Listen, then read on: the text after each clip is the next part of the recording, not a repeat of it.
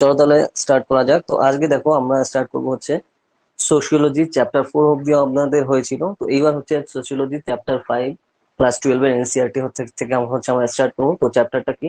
Patterns of social inequality and expressions. ঠিক আছে, তো এই না, কাট কাট কাট কাট অ্যান্ড এক্সক্লুশন, এটা এক্সক্লুশন।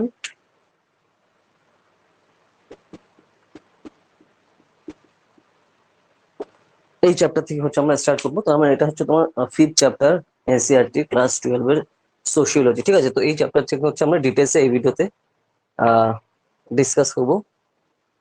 তো চলো তাহলে স্টার্ট করা যাক আজকের সেশন। ঠিক আছে, তো দেখো এই চ্যাপ্টারটা হচ্ছে খুবই ইম্পর্ট্যান্ট। তোমার দেখো, তুমি যদি যে কোনো টাইপের এই যে আমাদের এই যে সেশন গুলো, এগুলো তুমি যে কোনো টাইপের দেখো কম্পিটিটিভ এক্সাম দাও, বা তুমি ক্লাস 11-এ পড়ো বা 12-এ পড়ো সোশিওলজি নিয়ে, বা তুমি সোশ্যাল সায়েন্স নিয়ে তুমি জানতে চাও, তো তোমার জন্য কিন্তু এটা খুবই হেল্পফুল হবে। ঠিক আছে, এই জিনিসটা, এই চ্যাপ্টার গুলো, তো তার জন্য কিন্তু তোমার টু দা পয়েন্টের ডিটেলসে কিন্তু এই জিনিসগুলোকে অ্যানালাইজ করা দরকার, যে কোন কোন ভাবে আসছে, কি কিভাবে এর মধ্যে আছে। তো সেই জিনিসগুলো কিন্তু অবশ্যই তোমার অবভিয়াসলি দেখতে হবে। ঠিক আছে, তো চলো তাহলে আমরা চ্যাপ্টার 5 থেকে ডিসকাস করি কি কি আমাদের এখানে করতে হবে। তো ফার্স্টে দেখো, এটা দেখতে পাচ্ছি যে প্যাটার্নস অফ সোশ্যাল ইনইকুয়ালিটি, মানে আমাদের সমাজের যে সামাজিক যে ইনইকুয়ালিটি আছে, মানে বৈষম্যতা যেটা রয়েছে। ঠিক আছে, সেগুলো কিন্তু, এবং যেগুলো আমরা দেখতে পাচ্ছি, এবং এক্সক্লুশন রয়েছে, এবং কিছু কিছু সম্প্রদায় বা কিছু কিছু লোকদের তোমার বাদ দিয়ে দেওয়া রয়েছে। তো সোশ্যালি তাদের বেসিক্যালি আলাদা আলাদা যারা রয়েছে, তো সেই হিসাবে সমস্ত বিষয় কিন্তু এখানে ডিটেলসে ডিসকাস করা রয়েছে। ঠিক আছে, এক্সক্লুশন মানে কি? বাদ দেওয়া। ইনক্লুশন মানে কি অন্তর্ভুক্তকরণ। ঠিক আছে, অন্তর্ভুক্তিকরণ, তো সেটা বোঝা যায়। তো এক্সক্লুশন মানে বাদ দেওয়া এখানে বোঝানো হচ্ছে। তো সেই হিসাবে কিন্তু এখানে জিনিসগুলো এখানে রয়েছে, যেগুলো কিন্তু আমাদের টু দা পয়েন্টে এখানে খেয়াল রাখতে হবে। তো প্যাটার্নস অফ সোশ্যাল ইনইকুয়ালিটি, ঠিক আছে, এটা শুধুমাত্র যে এই যে যে ইনইকুয়ালিটি শুধুমাত্র যে কোনো একটা গোষ্ঠী নিয়ে হচ্ছে তা না, ব্যক্তিগতভাবে হচ্ছে, ব্যক্তিকেন্দ্রিক হচ্ছে, এবং ব্যক্তিকেন্দ্রিক থেকে আস্তে আস্তে একটা গোষ্ঠীগতকে সম্পূর্ণভাবে আলাদা করে দেওয়া হচ্ছে। তো এই জিনিসগুলো কিন্তু একসাথে এর সাথে মিলিয়ে বোঝানো হচ্ছে। ঠিক আছে, তো সেই জিনিসটা কিন্তু আমাদের অবশ্যই খেয়াল রাখা এখানে দরকার। ঠিক আছে, তারপরে তোমার এখানে যে অন্তর্ভুক্তিকরণ, এটা তোমার কিন্তু বিভিন্ন ভাবে হচ্ছে। সামাজিক ভাবে তাদের অনেক সময় বয়কট হচ্ছে, বা অর্থনৈতিক ভাবে তারা অনেকভাবে পিছিয়ে যাচ্ছে।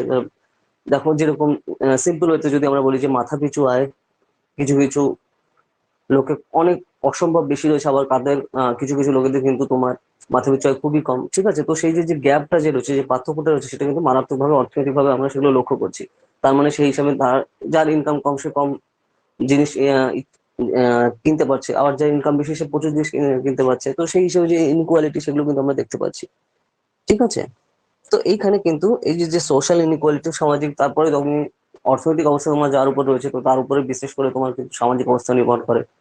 ঠিক আছে, অর্থনৈতিকভাবে তুমি যখন প্রভাবশালী হয়ে যাচ্ছ, তোমার সামাজিকভাবে তোমার স্তরটাও কিন্তু অপরভাবে অটোমেটিক্যালি উপরের দিকে উঠে যাচ্ছে। তো সেই ব্যাপারটা কিন্তু এখানে রয়েছে।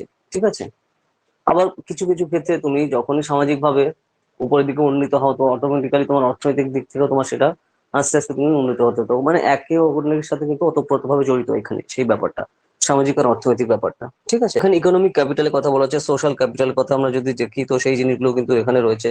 ইকোনমিক ক্যাপিটাল মানে কি? অর্থনৈতিক ভাবে যেগুলো উপরে ওঠা, আর তারপর সামাজিক ভাবে উপরে ওঠা, মানে সমাজের উচ্চ স্তরের দিকে ওঠা। তোমার সিম্পল হচ্ছে, যদি আমরা বলি, ধরো একটা খুব গরিব কেউ রয়েছে, তো তারা কিন্তু সে পড়াশোনা জানার মাধ্যমে, অর্থনৈতিক অবস্থা তার খুবই খারাপ, কিন্তু সে পড়াশোনা করে কোনো একটা ভালো কাজ পেলো, কোনো চাকরি পেলো, অথবা কোনো সে ব্যবসা করে উপরের দিকে উঠলো, তো তাহলে কিন্তু তার আস্তে আস্তে তার সামাজিক অবস্থা কিন্তু আস্তে আস্তে উপরের দিকে হবে। সে একটা ভালো একটা জায়গায় নিয়ে তার বাড়ি বানাতে পারছে, এবং সেখানে তার পরিবারের জন্য একটা ভালো যে জীবনশৈলী বা লাইফ স্টাইল তাকে দিতে পারছে। তো সেই জিনিসগুলো কিন্তু আস্তে আস্তে সময়ের সাথে সাথে সম্ভব হচ্ছে। ঠিক আছে, সেটা কিন্তু অর্থনৈতিক অবস্থা ভালো না হলে কিন্তু সম্ভব না। তো সেই জিনিসগুলো কিন্তু আমরা এখানে দেখতে পাচ্ছি। ঠিক আছে, তো সোশ্যাল স্ট্র্যাটিফিকেশনের কথা এখানে বলা হচ্ছে, যে ইন্ডিভিজুয়াল ডিফারেন্স যেগুলো রয়েছে, তো সামাজিক ভাবে যে যেগুলো তোমার অবস্থান, সামাজিক অবস্থান কিন্তু মারাত্মকভাবে এখানে তোমার অর্থনৈতিক ভাবে উপর কিন্তু নির্ভরশীল, একে অন্যের সাথে যেটা ওতপ্রোতভাবে জড়িত, আমরা একটু আগেই বললাম। ঠিক আছে, তো সামাজিক অবস্থা কিন্তু অনেক সময় নির্ভর করে যে তুমি কোন ব্যাকগ্রাউন্ড থেকে আসছো, কি কাজ তুমি করছো। ঠিক আছে, তো তার উপর কিন্তু সেই হিসাবে নির্ভর করে থাকে অনেক সময়। ঠিক আছে, আর এগুলো কন্টিনিউয়াসলি এটা দেখা যায় যে সময়ের সাথে সাথে, তো জেনারেশনের পর জেনারেশন অনুযায়ী এগুলো কিন্তু চেঞ্জ হতে থাকে। ঠিক আছে, কন্টিনিউয়াসলি ধরো যে ধনী শ্রেণীতে রয়েছে, যে ধনী ফ্যামিলি থেকে বিলং করছে, তো তার অটোমেটিক্যালি তার সোশ্যাল স্ট্রাকচার তো অটোমেটিক্যালি প্রচন্ড হয়। কিন্তু এখন যে একদম গরিব রয়েছে, তো সেইখান থেকে তার উপরের দিকে উঠতে কিন্তু তার মারাত্মক ভাবে কয়েক গুণ পরিশ্রম করতে হবে। ঠিক আছে, তো সেই জিনিসটা কিন্তু একটার সাথে আর একটা খুবই রিলেটেড। ওকে, তো সেই জিনিসটা কিন্তু আমরা ফলো করতে পারি এখানে। কিন্তু আরো দেখো যে জিনিসগুলো এখানে বলা হচ্ছে যে পরপর আমাদের যে একটা অন্যের সাথে আমাদের যে ব্যবহার আলাপচারিতা সেগুলো কিন্তু তোমার সোশ্যাল যে স্ট্রাকচার তার উপর কিন্তু সেই হিসাবে ডিপেন্ড করে, ঠিক আছে? সোশ্যাল স্ট্রাকচার সিম্পল ওয়েতে দেখো, সিম্পল উদাহরণ দিয়ে আমরা বলছি, ধরো তুমি কোথাও ঘুরতে গেছো, তো মার্কেটে অনেক লোকের সাথে দেখা হচ্ছে, তো সেখানে একজন ধনী লোকের সাথে কোনো ব্যক্তি যেভাবে কথা বলবে আর একজন ধরো খুবই গরিব তার সাথে কিভাবে কথা বলবে, তো তোর কথা বলার টোন, কথা বলার সময় যে সকল শব্দ ব্যবহার করছে সেই জিনিসগুলো কিন্তু আকাশ পাতাল পার্থক্য, ঠিক আছে? বা সোসাইটিতে যার খুব ভালো পজিশন আছে তার সাথে কি করে কথা বলছে, তার বাচনভঙ্গি কিরকম হচ্ছে তার সাথে, তো সেটা আকাশ পাতাল পার্থক্য। আর যে ধরো সেখানে খুবই তোমার ইনকাম কম বা তোমার একদম সোসাইটিতে নিম্ন স্তরে রয়েছে, তো এই জিনিসগুলো কিন্তু সোসাইটাল স্ট্রাকচারের উপর সম্পূর্ণভাবে ডিপেন্ড করে থাকে। মানুষের বিহেভিয়ার মানে মানুষের আচার আচরণ, ঠিক আছে? তো সবকিছু সম্পূর্ণভাবে জিনিসগুলো দেখো আমরা সোসাইটিতে আস্তে আস্তে দেখতে পাই যে ধরো এই যে জিনিসটা দেখো যেটা বলা হয়ে থাকে যে তোমার ধরো কাজিন যারা রয়েছে, ঠিক আছে, যে কাকাতো, মামাতো, পিসতুতো, মাসতুতো, যে ভাই বোন, তাদের সাথে তোমার রিলেশন বা তাদের বিহেভিয়ার তোমার উপর ডিপেন্ড করে, মানে তোমার ফ্যামিলিতে তোমার প্যারেন্টস এর তোমার বাবা মার কি পরিমাণে টাকা রয়েছে, তো এটাও কিন্তু অনেক সময় ডিপেন্ড করে। দেখো এটা খুবই রূঢ় সত্য, কিন্তু এটা হচ্ছে যতটা এজ বাড়বে তুমি সেই জিনিসটা কিন্তু দেখতে পাবে, ঠিক আছে? তো সেই জিনিসটাও কিন্তু এখানে রয়েছে। তো এটার মানে কি, তার ব্যাকগ্রাউন্ডে কি দেখাচ্ছে, তো এই এতক্ষণ ধরে আমরা যে জিনিসটা বললাম তার উপর কিন্তু এই জিনিসটা ডিপেন্ড করছে, ঠিক আছে? তো এটা তুমি যত বয়স হবে আস্তে আস্তে তত বুঝতে পারবে যে এটা ফারাকটা কত রয়েছে।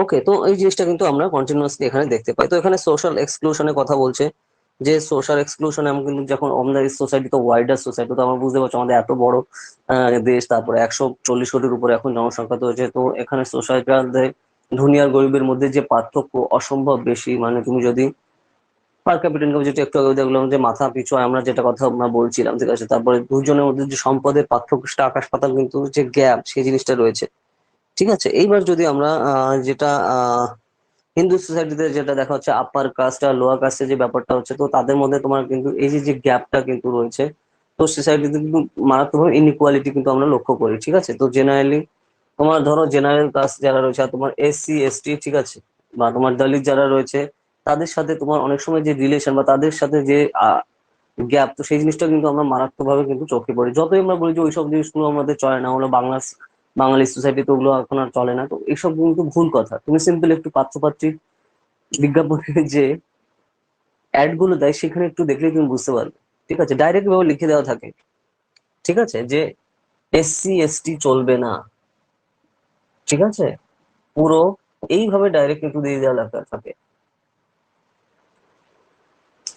তো এটা তুমি উদাহরণ, তুমি সিম্পল হতে যে পাত্রপাত্রী বিজ্ঞাপন, ধরো আমাদের ওয়েস্ট বেঙ্গল খুবই আলোচিত পত্রিকা হচ্ছে কি আনন্দবাজার পত্রিকা, তো এখানে যে পাত্রপাত্রী বিজ্ঞাপন দেবে তো সেখানে তুমি দেখতে পেয়ে যাবে, ঠিক আছে? তো সেই জিনিসগুলো কিন্তু রয়েছে, এটা কিন্তু তোমার হিন্দু সোসাইটির মধ্যে আমরা দেখতে পাই। তো মুসলিমদের মধ্যেও কিন্তু সেই জিনিসগুলো কিন্তু এভাবে দেখা রয়েছে। তুমি যদি অ্যাড পাত্র পাত্রী দাও, তো ওখানে কাস্ট ধরে এভাবে কিন্তু দিয়ে দেওয়া থাকে যে এরকম সম্প্রদায় এরা এরা চলবে বা এরা এরা চলবে না, ঠিক আছে?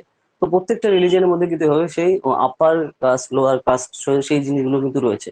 আর যেটা দেখো আমরা আগের ক্লাসেও বলেছিলাম যে আগের সেশনে, যে তুমি যদি রিলিজিয়নও চেঞ্জ করো তাহলেও কিন্তু তোমার এখানে কাস্ট চেঞ্জ হয় না, ঠিক আছে? তো এরকম তুমি কিন্তু আমাদের সাউদার্ন পার্টে বিভিন্ন রাজ্যে দেখবে যে যেখানে কিন্তু প্রচুর দলিতেরা, ঠিক আছে, দলিতেরা মানে তো তোমার লোয়ার কাস্ট না, কিন্তু তারা রিলিজিয়ন চেঞ্জ করে খ্রিস্টান হয়েছে। তো খ্রিস্টান হওয়ার পরে তাদেরকেও সেই আনটাচেবল হিসেবে কিন্তু সেই হিসেবে গণ্য করা হয়, যে খ্রিস্টান হলে যে তোমার সেই হিসেবে তোমার আনটাচেবিলিটিটা থাকছে না বা সবাইকে সেম দেখা হচ্ছে সেরকমও কিন্তু না, ঠিক আছে? তো তুমি একদম পুরো ডিটেলসে কিন্তু সেই জিনিসগুলো পেয়ে যাবে, ঠিক আছে? খ্রিস্টানদের মধ্যেও কিন্তু সেই হিসাবে কন্টিনিউয়াসলি সেটা রয়েছে। ওকে, তো এই জিনিসগুলো কিন্তু এখানে পরপর তুমি এখানে পেয়ে যাবে। তো এখানে এরপরে দেখো রেস আর কাস্টের কথা সেই হিসেবে বলা হচ্ছে, ঠিক আছে? তো ইউরোপিয়ান কান্ট্রিতে হচ্ছে তোমার রেসিজম যে জিনিসটা কিন্তু তোমার বর্ণ বৈষম্য সেই জিনিসটা চলে, যেরকম সাদা কালো, ঠিক আছে, ব্ল্যাক লাইভস ম্যাটার, তুমি জানো যেহেতু বছর আগে তোমার বিশাল বড় একটা ক্যাম্পেইন চলেছিল তোমার মার্কিন যুক্তরাষ্ট্রে, ঠিক আছে? তো সেইখান থেকে কিন্তু ওখানে তোমার রেসিজম যে ব্যাপারটা আসছে।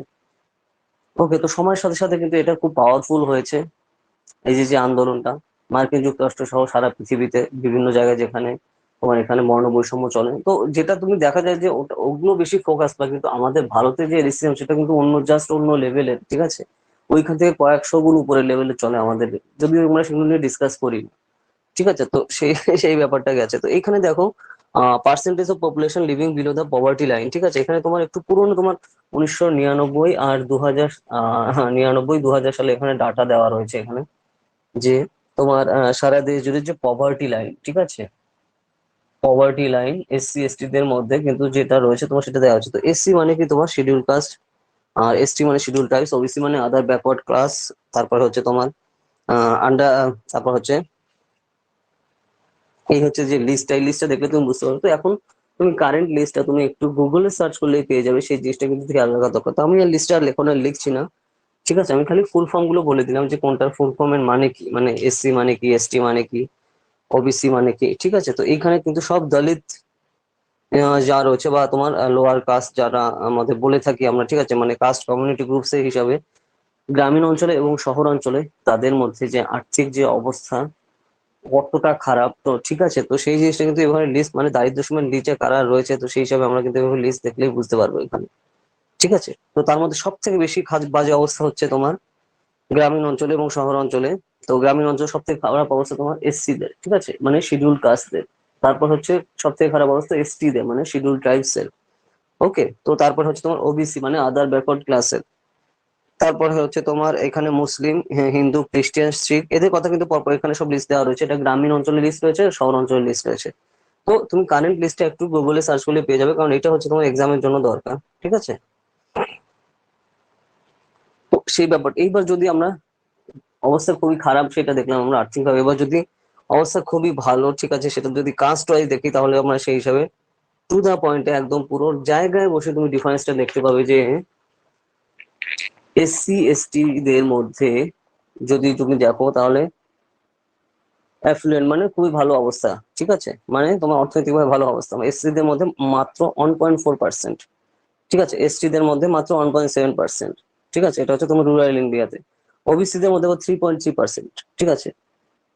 ইউসি মুসলিমদের মধ্যে 2%, তারপর ইউসি খ্রিস্টানদের মধ্যে হচ্ছে তোমার 18.9%, শিখদের মধ্যে 13.7%, আর আদার্সদের মধ্যে 17.9%, ঠিক আছে। তো 17.9% মানে জেনারেলদের মধ্যে তুমি যদি দেখো অর্থনৈতিকভাবে খুবই ভালো অবস্থা, 17.9% তোমার সেই হিসাবে আসছে তোমার রুরাল ইন্ডিয়াতে, আর হচ্ছে তোমার আরবান ইন্ডিয়াতে 14.4%। তো সেটাই তোমার এখানে কিন্তু এসসি দের মধ্যে আসছে কত, এখানে 14.4, আর এখানে কত আসছে 1.8, ঠিক আছে, মানে অর্থনৈতিক ভাবে তাদের খুবই ভালো অবস্থা, তো সেই হিসাবে। আর এসটি দের মধ্যে মাত্র 1.7%, আর জেনারেলদের মধ্যে কত এখানে দেখলাম আমরা 17.9%, বুঝতে বুঝতে পারছো। তো সেই লিস্ট কিন্তু এখানে পরপর এখানে দেওয়া রয়েছে, ঠিক আছে। তো সেই সব লিস্ট আমরা দেখলে একদম টু দা পয়েন্টে ক্লিয়ার হয়ে যাবে। তো এখানে 99 আর 2000 সালের লিস্টটা তুমি একটু গুগলে সার্চ করলে যে কারেক্ট সিচুয়েশন আছে, কারেন্ট সিচুয়েশন, সেটা তুমি এখান থেকে কিন্তু বুঝতে পারবে। ওকে, নেক্সট হচ্ছে তোমার যে পয়েন্ট আমাদের রয়েছে, তো আনটাচেবিলিটি মানে কি, অস্পৃশ্যতা।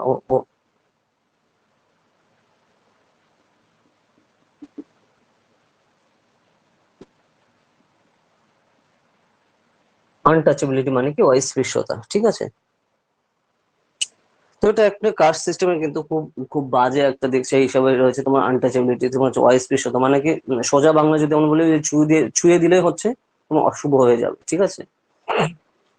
আনটাচ, ঠিক আছে, মানে অচ্ছুত, ঠিক আছে, অচ্ছুত যেটা, ঠিক আছে, সেটা হচ্ছে তোমার অস্পৃশ্য, অচ্ছুত, তাদের হচ্ছে তোমার আনটাচেবল বলা হয়। তো সেই আনটাচেবল থেকে আনটাচেবিলিটিটা এসছে। ওকে, তো সেইটা কিন্তু সবসময় এই যে যে রিচুয়াল গুলো কিন্তু সবসময় কিন্তু কন্টিনিউয়াসলি কিন্তু আমাদের সোসাইটি আমরা সবসময় দেখতে পারি। যদি আমরা বাঙালি সোসাইটি, আমরা অনেক সময় বলি যে আমরা এডুকেটেড সোসাইটি, কিন্তু এদের মধ্যে আরো ডেঞ্জারাস সিচুয়েশন রয়েছে, ঠিক আছে। তো সেটা তুমি একটু চোখ কান একটু খুললেই বুঝতে পারবে। অনেকে অনেক কিছু বলে যে ওসব এখন চলে না, ওসব মানি না আমরা, কিন্তু একটু ডিপে তুমি একটু ভালো করে দেখলে বুঝতে পারবে যে কতটা ডেপথে আমাদের বাঙালিদের মধ্যে এই জিনিসগুলো রয়েছে, ঠিক আছে। ওকে, তো শুধু বাঙালির মধ্যে না, আমাদের সবার মধ্যেই রয়েছে আর কি, পুরো ভারতীয়দের সেই হিসাবে কিন্তু এখানে তুমি লিস্ট পেয়ে যাবে। ওকে, তো এইখানে কিন্তু সেই লিস্টটা তোমার পরপর বলছে যে কোন কোন ভাবে যে বিভিন্ন ভাবে হিউমিলেশন করা, তাদের কথায় কথায় খোঁটা দেওয়া, বা আচার আচরণের মাধ্যমে, ঠিক আছে। তো এইগুলো সম্পর্কে ডিটেলসে তুমি কিন্তু অলরেডি তুমি কিন্তু পরপর একটু চোখ দেখলে কিন্তু বুঝতে পারবে, ঠিক আছে, যে যেভাবে তুমি সিম্পল জেনারেলি তাদের সাথে ট্রিট করা হয়, ঠিক আছে, যারা তোমার এইভাবে ধরো এসসি বা এসটি সম্প্রদায় আছে, তাদের সাথে কি করে ট্রিট করা হয়, কথায় কথায় তাদের হেয় করা হয়, উঠতে বসতে সব জায়গায়। তো সেই জিনিসগুলো কিন্তু এখানে তার কথা কিন্তু এখানে ডিটেলসে তুমি এখানে পেয়ে যাবে, যাতে কিভাবে হিউমিলিয়েট করা হয়, তো সেই জিনিসগুলো এখানে পরপর এখানে বলা হয়েছে। ওকে, এইখানে কিন্তু আমাদের তারপরে ভারতের বিভিন্ন রাজ্যে বিভিন্ন যে স্টেপ গুলো নেওয়া হয়েছে, তো সেগুলো কিন্তু রয়েছে, আর কি কিভাবে তাদের ট্রিট করা হয় তারও কিন্তু লিস্টে ভাবে দেওয়া হয়েছে। তো এখানে তুমি আমাদের ভারতের দক্ষিণ অংশে যে দলিত যারা স্ক্যাভেঞ্জার রয়েছে, ঠিক আছে, মানে স্ক্যাভেঞ্জার মানে কি তোমার হচ্ছে যারা মল বহনকারী, ঠিক আছে, তো পার্টিকুলারলি তপশিলি জাতি সম্প্রদায়েরই হচ্ছে এই যে মাল বহনকারী হিসাবে মল বহনকারী হিসাবে কিন্তু ইউজ করা, মানে মল বহনকারী মানে কি মাথায় পায়খানা মলমূত্র যারা বয়ে নিয়ে যায়, ঠিক আছে, সোজা বাংলায় যেটা বলে, তো সেটাকে হচ্ছে তাদেরকে হচ্ছে তোমার মল বহনকারী বলে। তো এই হচ্ছে এই যে যে দলিত স্ক্যাভেঞ্জার, এটা কিন্তু সম্পূর্ণভাবে ব্যান করা সুপ্রিম কোর্ট থেকে, ঠিক আছে, কিন্তু তারপরেও কিন্তু কন্টিনিউয়াসলি আমাদের দেশে কিন্তু রেগুলার চলছে। এবং এদের কিন্তু খাতা কলমে তুমি লিস্ট পাবে না, কিন্তু অথচ কিন্তু সবসময় কিন্তু তাদের দিয়ে কাজ করানো হয়। আর খাতা কলমে যখন তোমার এদের অবস্থান নেই, তো তাহলে তারা কোথাও ধরনের কোনো ধরনের কোনো শারীরিক অসুবিধা বা কোথাও কোনো দুর্ঘটনা ঘটলে তাদের কোনো সেই হিসেবে টাকা দেওয়ার বা কম্পেনসেশন বা ক্ষতিপূরণ দেওয়ারও তখন ব্যাপার আসছে না। তুমি সিম্পল যেগুলো ম্যান হোল দেখবে বা বিভিন্ন ধরনের তোমার সেফটি ট্যাঙ্ক আছে, সেখানে যাদের পরিষ্কার করা হয়, সেখানে চ্যাটার্জি, মুখার্জি, গঙ্গোপাধ্যায়, রয় চৌধুরী এই ফ্যামিলির লোকেরা কেউই যায় না, ঠিক আছে।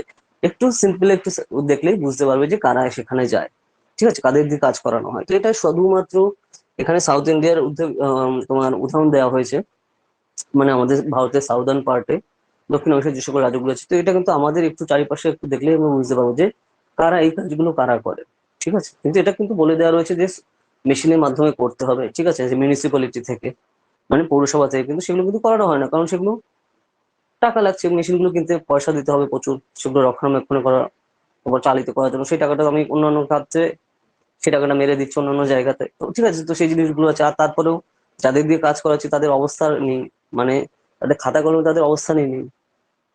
তো যেহেতু অবস্থান নেই, তো তাদের কিছু হলে তো তাদের ক্ষতিপূরণের ব্যাপার নেই, পুরো আমি হাত ধুয়ে নিলাম ব্যাপারটা, ঠিক আছে। তো এই জিনিসগুলো কিন্তু কন্টিনিউয়াসলি চলছে সেই হিসাবে।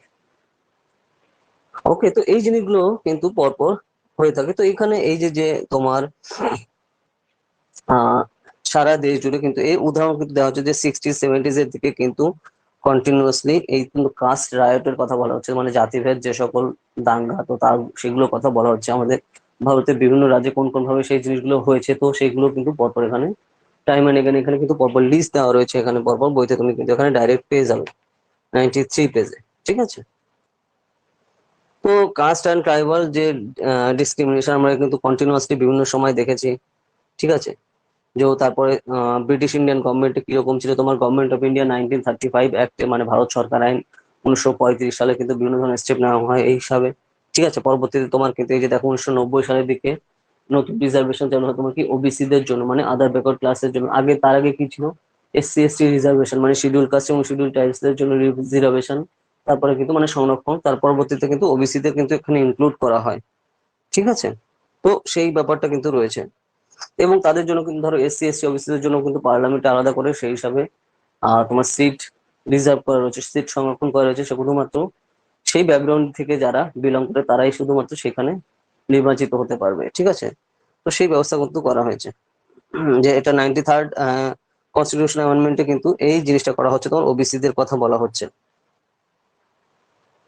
তো এইবার যদি আমরা দেখি যে 1850 সালের দিকে ফার্স্ট টাইম, ঠিক আছে, 1850 সালে যে অ্যাক্টে প্রথমবার ভারতে তোমার কিন্তু এই যে দলিত স্টুডেন্টদের গভর্নমেন্ট স্কুলে ইনক্লুড করা হয়, গভর্নমেন্ট স্কুলে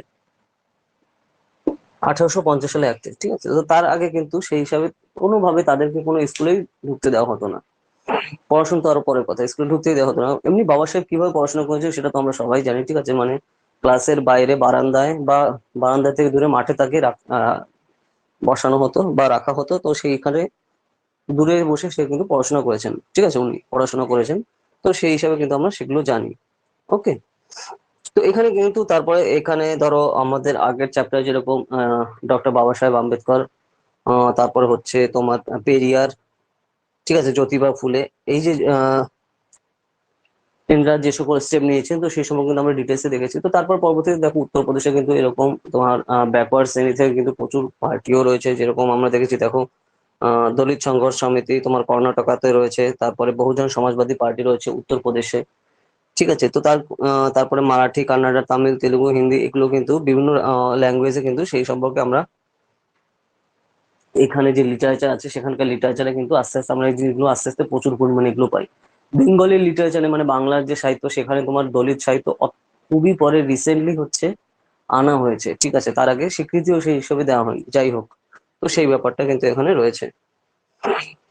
এই জিনিসগুলো পরপর তুমি এখানে পেয়ে যাবে। এরপরে তোমার আদার ব্যাকওয়ার্ড ক্লাস মানে হচ্ছে তোমার ওবিসি এর কথা এখানে বলা হচ্ছে। ওবিসি মানে কি? আদার ব্যাকওয়ার্ড ক্লাসেস।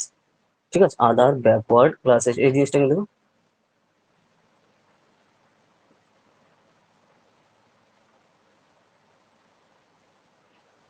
আদার ব্যাকওয়ার্ড ক্লাসেস, এটা কিন্তু খেয়াল রাখা।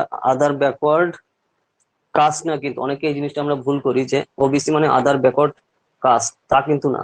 ওবিসি মানে মনে হচ্ছে তোমার আদার ব্যাকওয়ার্ড ক্লাসেস। ঠিক আছে, এই জিনিসটা কিন্তু খেয়াল রাখা দরকার, তার জন্য আমি এখানে লিখে দিলাম যাতে টু দা পয়েন্টে তোমার মনে থাকে। ওকে। তো এখানে ওবিসি দের রিজার্ভেশনের কথা সেই হিসেবে বলেছে যে টাইম এন্ড এগেইন তাদের কিন্তু বিভিন্ন ভাবে কিন্তু 1990s এর পরে যে রিজার্ভেশনের পলিসি কিন্তু নতুন করে আছে, মানে আদার ব্যাকওয়ার্ড ক্লাসদের অন্তর্ভুক্ত করা। তার আগে এসসি এবং এসটি দের শুধুমাত্র রিজার্ভেশন ছিল, মানে সংরক্ষণ ছিল। তারপরে তোমার আদিবাসীদের স্ট্রাগলের কথা বলা হচ্ছে। ঠিক আছে, আদিবাসী।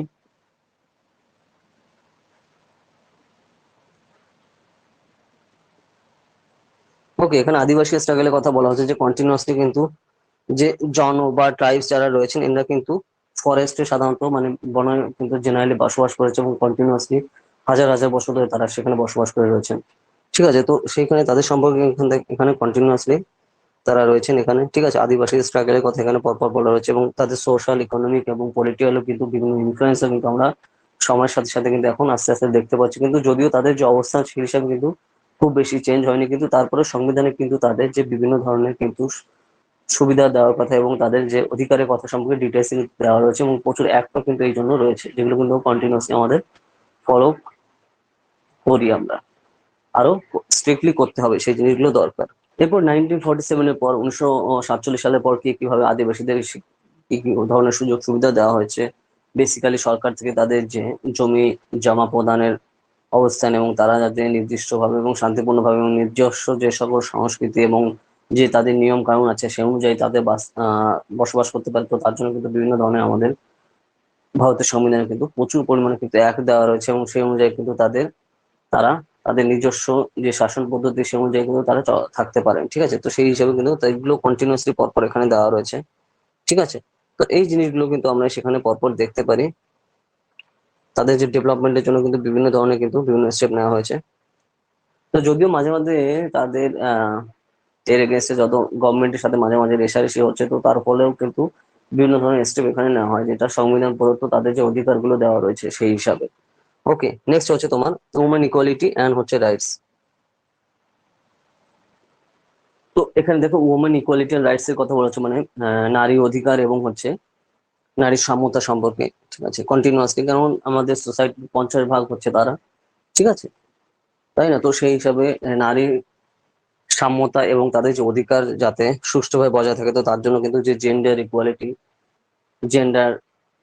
ইকুয়ালিটির জন্য কিন্তু বিভিন্ন ধরনের স্টেপ নেওয়া হচ্ছে, সেভাবে কন্টিনিউয়াসলি আমরা কিন্তু সেই হিসাবে দেখেছি। ঠিক আছে, এবং সেই হিসাবে কিন্তু কন্টিনিউয়াসলি আমাদের চলছে, যেহেতু আমাদের ডেমোক্রেটিক সোসাইটি, এবং সেই হিসাবে সবার সমান অধিকার। তো সোসাইটির 50% হচ্ছে তারা, তো নারীদের উন্নতি না হলে কোনোভাবে সেই সোসাইটির উপরের দিকে প্রোগ্রেস করার কোনোভাবে কোনো চান্স নেই। তো তার জন্য নারীর অধিকার সুরক্ষা এবং তাদের যে উন্নতির জন্য কন্টিনিউয়াসলি একের পর এক স্টেপ নেওয়া কিন্তু সেই হিসাবে দরকার। ঠিক আছে, তো এখানে কিন্তু বিভিন্ন ফিলোসফাররা, বিভিন্ন আমাদের পলিটিক্যাল লিডাররা সময়ের সাথে সাথে, সোশ্যাল রিফর্মাররা সময়ের সাথে সাথে কি কি ধরনের স্টেপ নিয়েছেন, তো সেই সম্পর্কে ডিটেলস এখানে কিন্তু লিস্ট করে দেওয়া রয়েছে পরপর, সেই সময় সময় টাইম এনে গেইন তারা কি কি ধরনের স্টেপ নিয়েছেন। ঠিক আছে, তোমার এখানে কিন্তু রানা ডে। ওকে, তারপরে কিন্তু বেঙ্গল থেকে তোমার তোমার রাজা রামমোহন রায় বলো,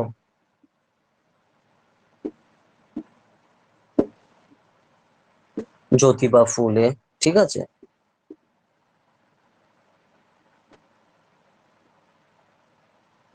এরা কিন্তু প্রচুর পরিমাণে বিভিন্ন ধরনের স্টেপ নিয়েছেন। ঠিক আছে, তারপর ব্রাহ্ম সমাজ।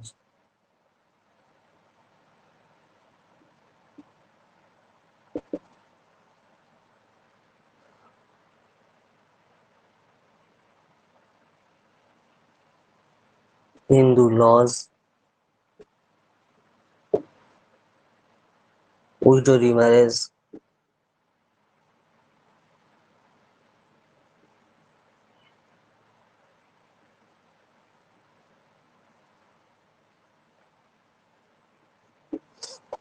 ঠিক আছে, এগুলো কিন্তু কন্টিনিউয়াসলি একের পর এক কিন্তু খুবই মাইলস্টোন ছিল আমাদের। তারপর সত্যশোধক সমাজ, ঠিক আছে।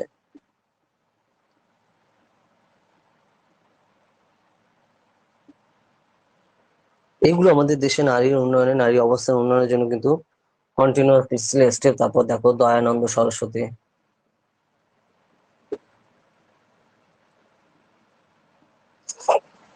আরিয়া সমাজ,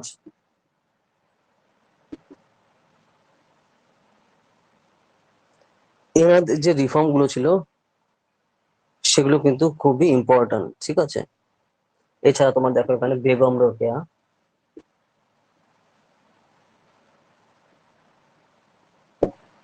এনারা কিন্তু এক একজন তোমার কিন্তু সোশ্যাল রিফর্মার ছিল, এবং টাইম অ্যান্ড এগেইন কিন্তু এখানে কন্টিনিউয়াসলি স্টেপ বাই স্টেপ নেওয়া হয়। তো তার মধ্যে ফান্ডামেন্টালি তোমার একটা ক্রুশিয়াল স্টেপ ছিল 1931-এ, তোমার যে জিনিসটা তোমার করাচি সেশনে ওমেনদের ভোটের কথা কিন্তু সেই হিসাবে বলা হয়, ওমেন ইকুয়ালিটির কথা এখানে বলা হয় ফার্স্ট টাইম। তো সেই হিসাবে ফান্ডামেন্টাল রাইটস যাতে পায় তাদের জন্য, ফান্ডামেন্টাল রাইটস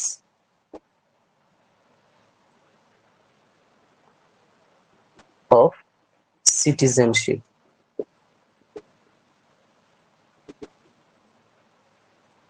ঠিক আছে।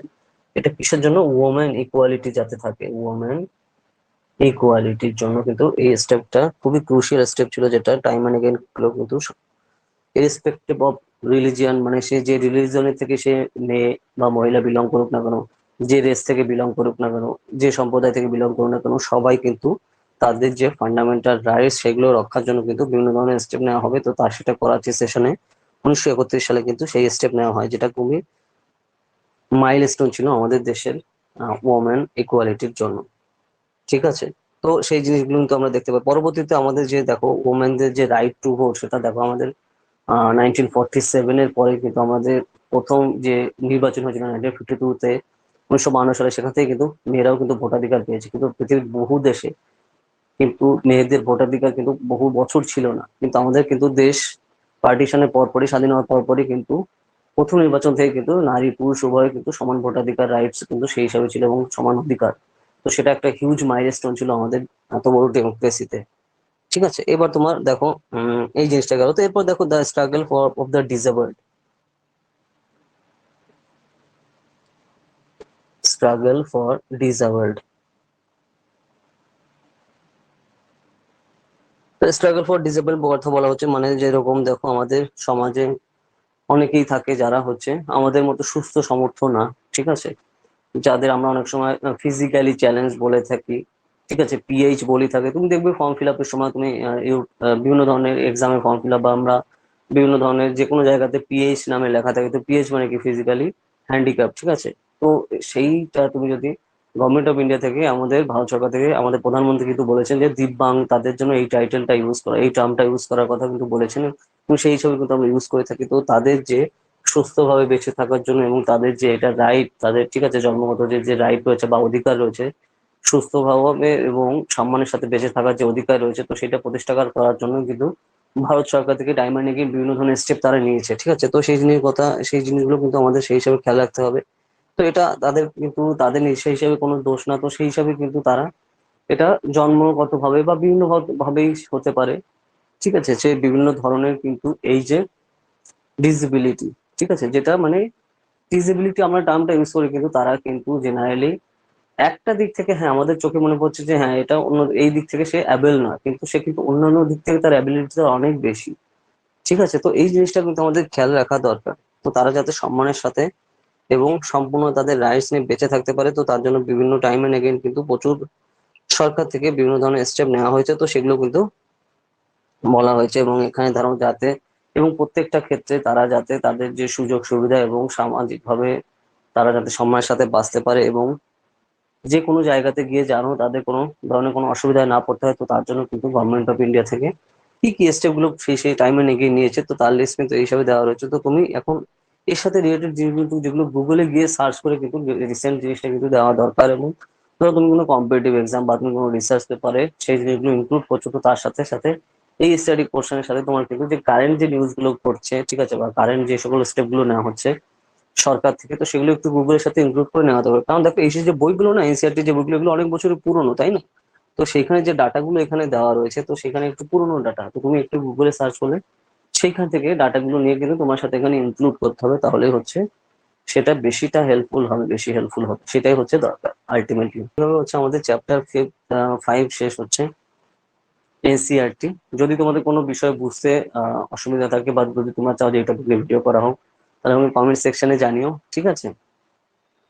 তো এর পরবর্তীতে পরের ভিডিওতে আমরা হচ্ছে 6 চ্যাপ্টার স্টার্ট করব, ঠিক আছে? তারপরে হ্যাঁ, 6 চ্যাপ্টার স্টার্ট করবো। তারপরে আস্তে আস্তে বিভিন্ন তোমরা যে যে টপিকে চাইছো তার উপর আস্তে আস্তে ভিডিও আসতে থাকবে, ঠিক আছে? তো এটাই আর কি।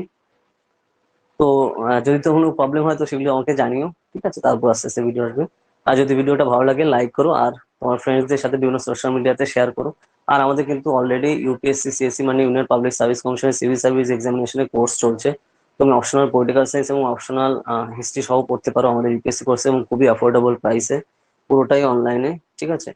তো যদি তুমি পড়তে চাও 8945931766 এই নাম্বারে হোয়াটসঅ্যাপ বা কল করো, ডিটেলসে সব জানানো হবে।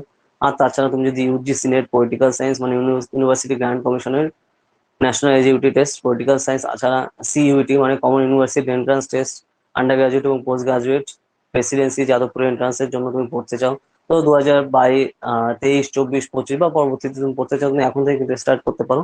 পুরো সব ক্লাস আমাদের অনলাইনে, তুমি বাড়িতে বসে প্রিপারেশন নিতে পারবে, খালি তোমার একটা স্মার্টফোন আর ইন্টারনেট কানেকশন দরকার, ঠিক আছে?